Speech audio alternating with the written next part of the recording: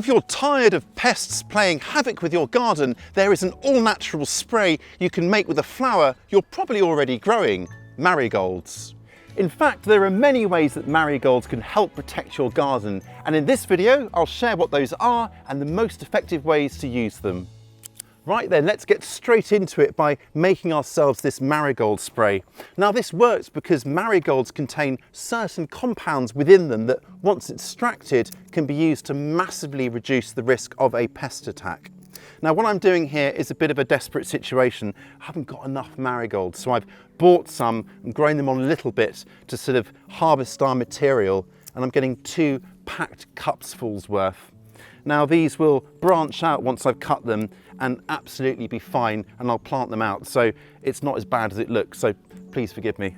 Marigolds are often touted as the go-to pest repelling flower, but some of the claims made for it aren't simply true. They won't, for example, deter deer or indeed slugs or snails, all of which are rather partial to marigolds in fact. And they won't deter pests like spider mites and aphids, at least as they are. But by making a spray, we can unleash the pest repelling properties contained actually within the plant to give us a really effective spray that will help deter a suite of pests like caterpillars and aphids. So I've got my 2 cupfuls of stems, leaves and flowers, and oh, that has such an amazing smell, and that's exactly what we want because it's all this good stuff in here that we're going to extract now. So to do that, I'm going to start by crushing them up. Now you could use a pestle and mortar, for example, or even a blender. That would be super quick and efficient. I'm going to sort of tearing them apart like this and then bashing them up with a rolling pin like this. And just kind of, all this does is it's going to speed up the process at which the good stuff, the compounds in the leaves and flowers, are released into the water. It's kind of cathartic too, isn't it? There's a lot of often contradictory advice surrounding marigolds. In fact, in their natural state, uncrushed up, they are susceptible to many pests just like other crops. And in fact, many gardeners use this to their advantage, planting marigolds near to their crop plants as a sacrificial plant or trap crop. The idea being that these guys get infested with the likes of aphids or Japanese beetles first, taking the hit ahead of your crop plants, and then they can get nicely infested and you can simply lift up the entire plant, complete with your pests, and pop it on the compost heap. Got all my frustrations out, and these are nicely chopped up into tiny pieces. So now I'm going to put this into a lidded container here. I'm going to do 2 bottles of it, and then to each one I'm going to add about half a litre, or what's that, about a pint of, or 2 cupfuls of water. Don't be put off by the suspicious colour of this, it's just rainwater from the barrel. So put the lid on. These can now rest in a cool, dark place for about 5 days to give enough time for all the goodness in the leaves and flowers to seep out into the water. And here is some that I steeped earlier, and it's ready to filter out the sort of solids from the liquid there. So you can use any kind of cheesecloth or muslin cloth, and if you don't have that, then a pair of old pantyhose or tights or a tea or dish towel, something like that, just to strain off the liquid. Squeeze out every last precious drop, and there we have our concentrate. Nice. To use this, I'm just going to add equal parts just normal water, and then to help it stick to the foliage so it doesn't just run straight off, just a couple of drops of Castile soap. Now this is a completely natural, completely safe soap. It's okay to use in the garden. And then just give it all a mix together, and then we'll put it into our spray bottle. Like mixing a cocktail, isn't it?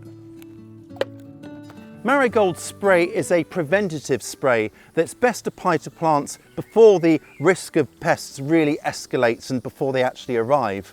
Now just spray it onto your plants like this all over, maybe once a week, perhaps a little more often if it is quite rainy. And this is great for really susceptible crops like cabbage family plants to protect against aphids and caterpillars. Another way to deter pests is to plant marigolds alongside at-risk plants, because they do in fact deter some pests. Now researchers at Iowa State University found that interplanting zucchini or courgettes with marigolds did in fact help to reduce incidence of squash bug and cucumber beetle attack. So if you have had problems with those pests before, that may be a strategy worth deploying for your zucchini or indeed squash plants. But perhaps the most common pairing of marigolds is indeed the tomato, because it's said to deter whitefly. Now, a recent study out of Newcastle University shows that this long asserted and held assumption, passed down and parroted through generations, may in fact have some legs. Using large-scale glasshouse trials, the scientists found that planting marigolds next to tomatoes really did slow down the growth of whitefly populations. So why is that? Well, it's because marigolds emit an aromatic compound called limonene, the same limonene as found in citrus plants. As marigolds grow, they release limonene from their leaves, which dissipates amongst the tomatoes to help mask its own aroma. Now, whitefly rely on plant odours to help detect their host plants. So if it's confused by the limonene, well, it's going to be harder to detect.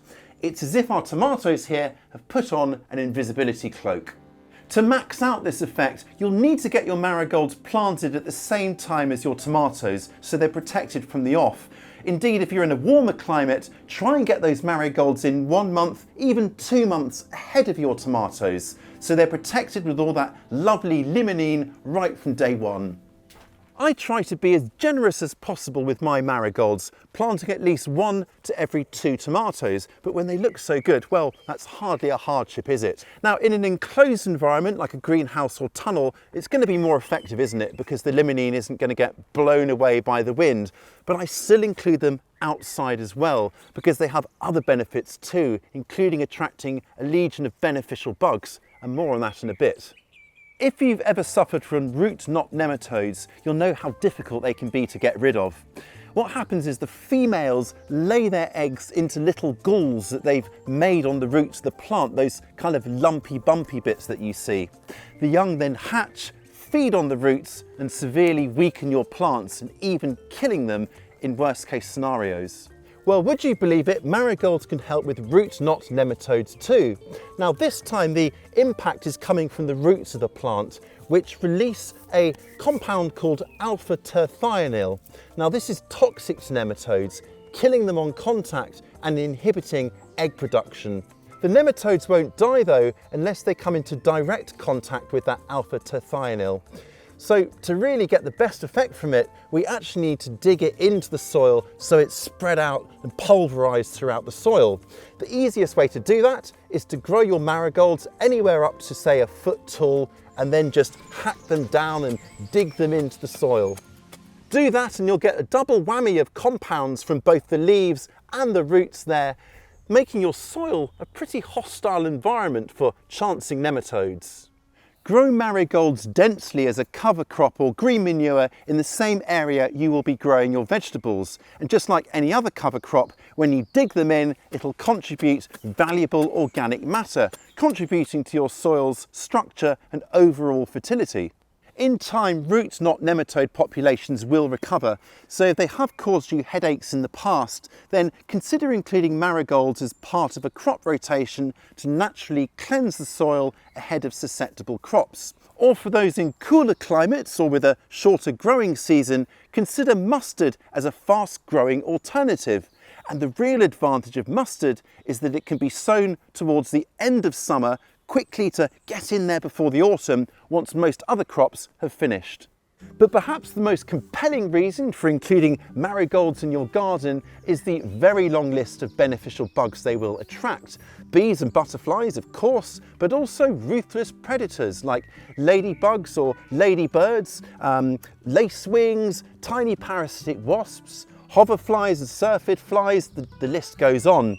Having these guys on site will create a really thriving, balanced garden ecosystem where pests rarely get out of control. For this reason alone, I reckon it's worth dotting marigolds about here, there and everywhere among your vegetables, where they will also add little splashes of colour to cheer up even the weariest gardener. And indeed, marigolds is one of the many companion plants you'll find in our garden planner here. And if I click some marigolds here, and then the Show Companions button, well, there's a long list of vegetables and other plants that marigolds are proven to help. I love marigolds because they grow in most soil types and they're very tolerant of both heat and drought, and they're super easy to start from seeds. Now in warmer climates you can just sow them directly. In cooler climates like mine though, I just sow them into pots or trays, and then once I've done that I secure a little bit of clear plastic over the top to create a nice humid microclimate. I germinate mine indoors, just bring them inside to a warm windowsill. Then once they are up, I transfer the little seedlings into their own pots or plugs to grow on until it's safe to plant them out after the last frost. Pinch off old flowers once they've died off to keep the show going for longer. And at the end of the season, you can leave some of the flower heads here to develop fully into seeds to collect your own seed to sow the following season. This is really easy to do and the seed is super viable. Look, you can see here, these are almost mature. Now I've had some great success with little volunteer seedlings just popping up even after a frosty winter, and I carefully dig them up to relocate them elsewhere. You may not realise that you can eat the petals of marigolds as well, and they have a slightly citrusy tang, thanks no doubt to that lovely limonene they produce. Now pluck out the petals and include them in salads for a touch of colour, or pop them into drinks for a punch of pizzazz. The petals also help to stain things slightly yellow, so it's worth including them with the likes of puddings and rice, earning them the reputation as poor man's saffron. Including marigolds as part of a pest control strategy further reduces the need for nasty chemicals, and if nothing else, they are a joyful addition to the garden, aren't they? Now you'll find them in our garden planner, as I said, along with copious other flowers, herbs, fruits and vegetables. And if you haven't tried the garden planner yet, please do put it through its paces with our completely free 7-day trial. Just head on over here to get started. I'll catch you next time.